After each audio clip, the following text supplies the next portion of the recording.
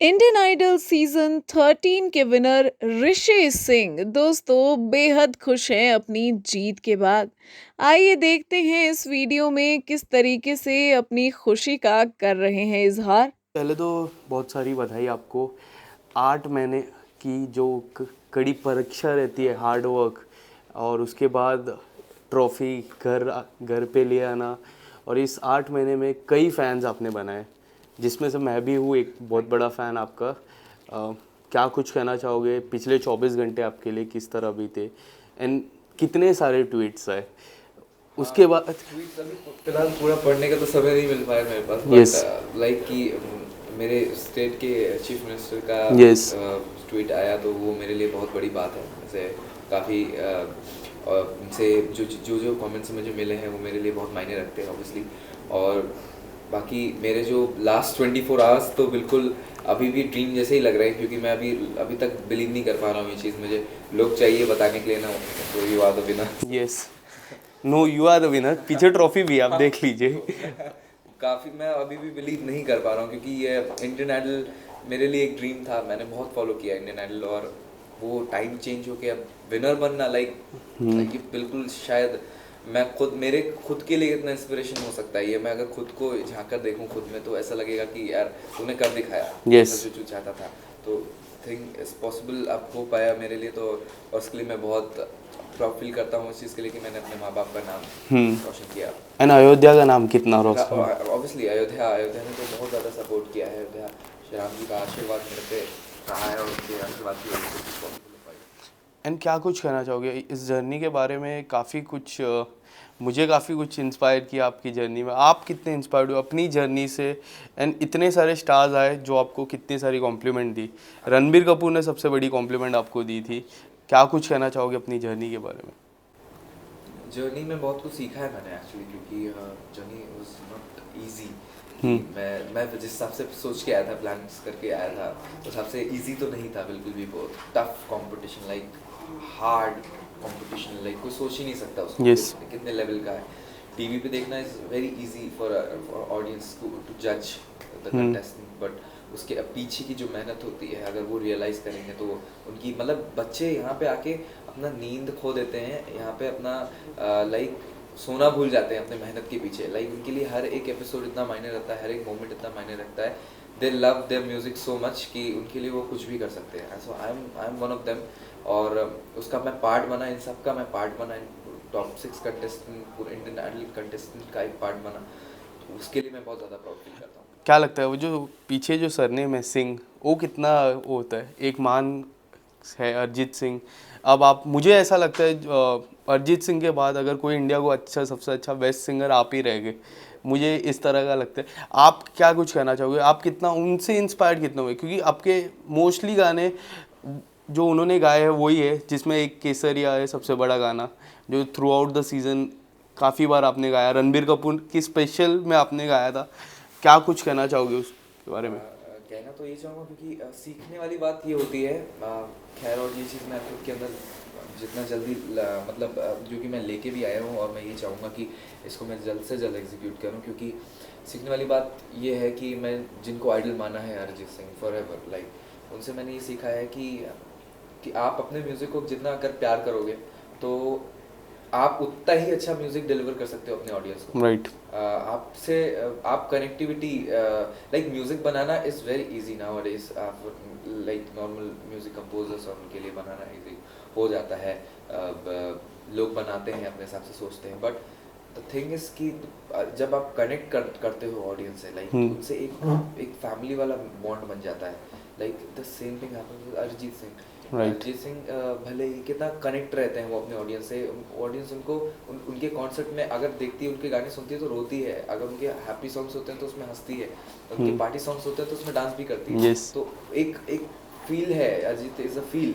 तो ऐसा feel banana is थोड़ा tough in the industry. Yes. तो उस कनेक्टिविटी को मैं ढूंढ रहा हूँ, और उसके लिए पूरा कोशिश करूँगा। खैर, थ्रू आउट द सीजन इतना कनेक्ट किया लोगों ने, तो ये एक स्टार्टिंग पॉइंट मेरे लिए बन गया है, और उसके लिए मैं बिल्कुल मेहनत करने के लिए रेडी हूँ, और अपना पूरा मतलब कहते नहीं, अपना म्यूजिक देने के लिए रेडी। यस।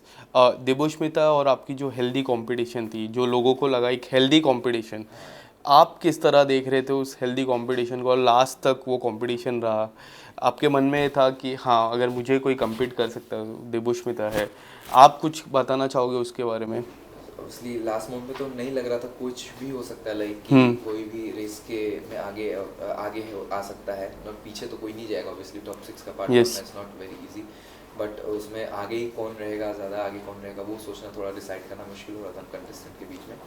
पर एट लास्ट देबुश्मिता और हम एक साथ खड़े हुए थे फॉर द विनर पोजीशन के लिए, तो उस टाइम पे दोनों ही ब्लैंक थे, लाइक दोनों ही नीचे देख रहे थे और दोनों यही सोच रहे थे कि यार अब क्या होगा, मतलब हम दोनों एक दूसरे का हाथ इतने टाइटली पकड़े हुए थे और इतना होल्ड किए हुए थे, देखा था सोचा मैंने, अब कुछ भी एकदम। होगा, रेडी हैं फॉर दैट। सो वो मोमेंट ऑब्वियसली विनर का वही होना चाहिए था, क्योंकि लाइक विनर कोई भी होता खुशी उतनी ही होती उसको भी और बाकी कंटेस्टेंट को भी Yes. खुशी हुई, और क्योंकि winner is just not a person, like कि उस ट्रॉफी की इज्जत इतनी है, वो ट्रॉफी जिसके हाथ में जाती है उसकी रिस्पेक्ट इतनी हो जाती है, तो वैल्यू इस ट्रॉफी की है, आर्टिस्ट की तो है ही ऑब्वियसली, बट उससे ज़्यादा इस ट्रॉफी की वैल्यू है। काफ़ी लोग आपको सोशल मीडिया पे फॉलो कर रहे हैं, बट एक नाम सबसे इम्पोर्टेंट है, कई बार जिक्र होगा, वो है विराट कोहली का।